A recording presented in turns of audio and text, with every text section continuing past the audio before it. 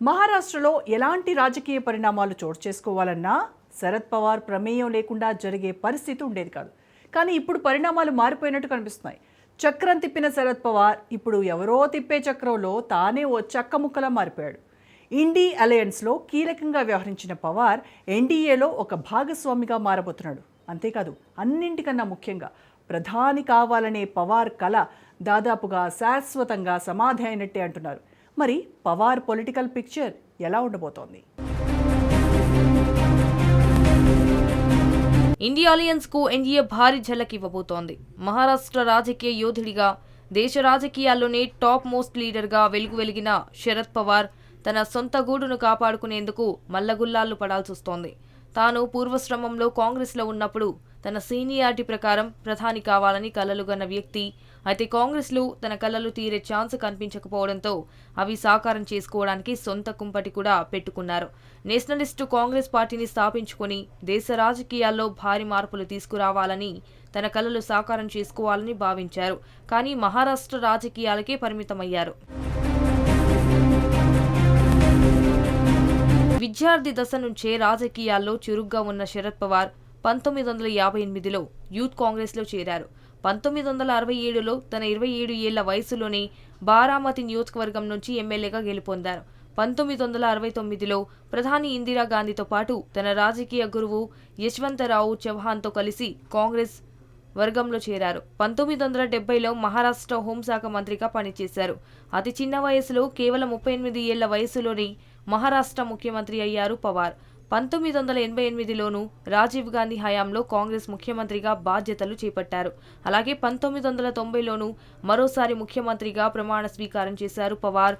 ఇలా పలుమార్లు మహారాష్ట్ర సీఎంగా పనిచేసిన పవార్ కాంగ్రెస్లో నెలకొన్న ఆధిపత్య ధోరణి నచ్చక బయటకు వెళ్లాలని నిర్ణయించుకున్నారు. 1999లో పిఎస్ సంగ్మాతో కలిసి నేషనలిస్టు కాంగ్రెస్ పార్టీని స్థాపించారు. ఎన్సీపీతో దేశ రాజకీయాల్లో భారీ మార్పులు తీసుకురావాలని ఆశించారు పవార్. అటు తన సొంత రాష్ట్రమైన మహారాష్ట్రలో శివసేన, బీజేపీ కలిసి మళ్లీ అధికారంలోకి రాకుండా ఉండడానికి స్కెచ్ వేశారు. ఇందుకోసం మళ్లీ కాంగ్రెస్ ఆధ్వర్యంలోని కూటమితో పొత్తు పెట్టుకుని గేమ్ ప్లే చేశారు. సక్సెస్ అయ్యారు. అప్పుడు శివసేన, బీజేపీ కూటమికి అధికారం దక్కకుండా చేసి కాంగ్రెస్ కు పగ్గాలు దక్కేలా చేశారు. ఇలా రాజకీయ ఎత్తుగడులు వేస్తూ తన ప్రత్యేకతను చాటుకోవడమే కాక కాంగ్రెస్ కు ఆపన్న హస్తం అందిస్తూ వచ్చారు. అందుకే మహారాష్ట్రలో పవార్ ను రాజకీయ దురంధరుడిగా పిలుస్తారు. అయితే తాను కాంగ్రెస్ రాజకీయాల్లో మార్పులు ఆశించి తాను ప్రధాని పగ్గాలు చేపట్టాలని భావించినా ఆ కల నెరవేరడం లేదు. ఒకవేళ కాంగ్రెస్ లోనే ఇప్పటికీ ఉంటే కనుక కాంగ్రెస్ కు మరో నాయకుడి కోసం వెదుక్కునే పరిస్థితి ఉండేది కాదంటారు. కాంగ్రెస్ లోనే ఉంటే గనక ప్రధాని అవునో కాదో చెప్పలేకపోయినా పవార్ పొజిషన్ మాత్రం ఇప్పుడున్న ఖర్గే కన్నా మరింత పవర్ఫుల్ సిచ్యువేషన్ మాత్రం ఖచ్చితంగా ఉండేదంటారు. బీజేపీ, శివసేన కలిస్తే అధికారం వారికే దక్కుతుందని ఆనాడే అంచనా వేసిన శరద్ పవార్ ఏనాడు వారిద్దరూ కలవకుండా జాగ్రత్తలు తీసుకున్నారు. ఈ క్రమంలోనే 2019 ఎన్నికల తర్వాత ఉద్ధవ్ ఠాక్రేతో మంతనాలు సాగించి ఎన్డీఏ నుంచి బయటకు వచ్చేలా చేయడంలో సక్సెస్ అయ్యారు.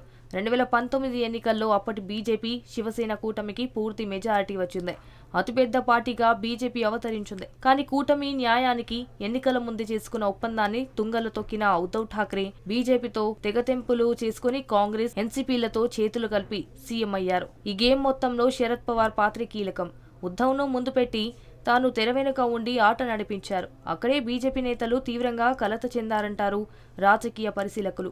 శివసేన మీద ప్రతీకారం తీర్చుకోవాలని ఎత్తుగడును ప్లే చేసి ఏక్నాథ్ షిండేను రంగంలోకి దించారని, ముందుగా వేసుకున్న సుదీర్ఘమైన స్కెచ్ ప్రకారమే ఢిల్లీలోని బీజేపీ పెద్దలు షిండే చేత రాజకీయాలు సక్సెస్ఫుల్ గా నడిపించారని విశ్లేషకులు చెప్తారు. అందుకు దేవేంద్ర ఫడ్నవీస్ ను ఓ భారీ లక్ష్యం కోసం ఒప్పించుకొని ఉప ముఖ్యమంత్రి పాత్రలో ఒదిగిపోయేలా చేశారంటారు. ఇప్పుడు ఫడ్నవీస్ తన పాత పాత్రలోకి ఒదిగిపోతూ అసలు రాజకీయాలు ప్లే చేస్తున్నారన్న వ్యాఖ్యలు వినిపిస్తున్నాయి. అంతేకాదు, బీజేపీ నేతలు అదే ఆటను ఎన్సీపీ మీద కూడా ప్లే చేశారు. స్వయాన తన అన్న కొడుకైన అజిత్ పవార్ ను లాగేసి ఏక్నాథ్ షిండే లాగే ఉప ముఖ్యమంత్రి పదవి ఇచ్చారు. అజిత్ పవార్ ఆధ్వర్యంలో ఎమ్మెల్యేల గ్రూపును కూడా లాగేసి వేరుకుంపటి పెట్టించారు. నెంబర్ గేమ్లో సక్సెస్ అవ్వడంతో నేషనలిస్టు కాంగ్రెస్ కు అజిత్ పవార్ అధినేత అయిపోయారు.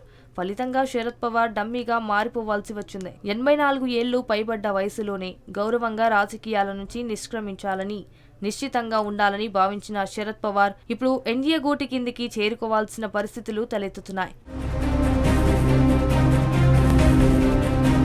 ప్రధాని కావాలని కలలుగన్న పవార్ ఆశలు తీరే అవకాశాలు దాదాపుగా మృగ్యమయ్యాయి. ఉంటేగింటే కాంగ్రెస్ కూటమిలోనే కొనసాగిన అవకాశం మిణుకు మిణుకు అన్నట్టుగానైనా కనిపించేది. కానీ ఇప్పుడు అవకాశం పూర్తిగా పోయింది అంటున్నారు. ఎందుకంటే ఎన్డీఏలో బీజేపీ పెద్దన్న పాత్ర పోషిస్తోంది. బీజేపీలో శరద్ పవార్ లాంటి కాంగ్రెస్ రూట్స్ పూర్తిగా నింపుకున్న నేతలకు నో ఛాన్స్. కానీ శరద్ పవార్ ఎన్డీఏ మీద అన్ని అస్త్రాలు వాడేశాక కేవలం తన గౌరవం కాపాడుకునే క్రమంలో భాగంగానే ఎన్డీఏ కూటమిలోకి చేరబోతున్నారు.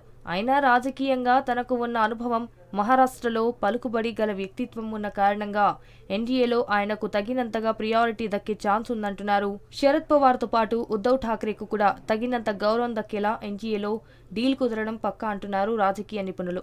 ఎన్డీఏ ఢిల్లీ పెద్దల దగ్గర ఎంతో పలుకుబడి సంపాదించిన అజిత్ పవార్ తన సొంత బాబాయ్ పార్టీని గుప్పిట్లో పెట్టుకున్న చర్యకు రుణం తీర్చుకోవడం ఖాయమంటున్నారు. అలా ఎన్డీఏలనే కాక ఎన్సీపీలోనూ మళ్లీ తన పొజిషన్కు సమానమైన గుర్తింపు దక్కేలా చేసే విధంగా చర్చలు జరిగాయంటున్నారు.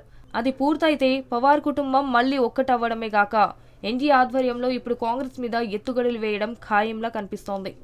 మరోవైపు ఉద్ధవ్ ఠాక్రే నుంచి శివసేన పగ్గాలు చేపట్టిన ఏక్నాథ్ షిండే కూడా పార్టీకి తన గురువైన బాల్ ఠాకరేకు రుణం తీర్చుకోవడం ఖాయమంటున్నారు. ఆ రకమైన డీల్స్ గోవాలోనే దాదాపుగా కొలిక్కి వచ్చాయని చెప్తున్నారు. మరి శివసేన ఎన్సీపీలో ఎలాంటి ఈక్వేషన్స్ బయటకు వస్తాయో చూడాల్సి ఉంది. ఇది వాటి special show. Stay tune to Raj news.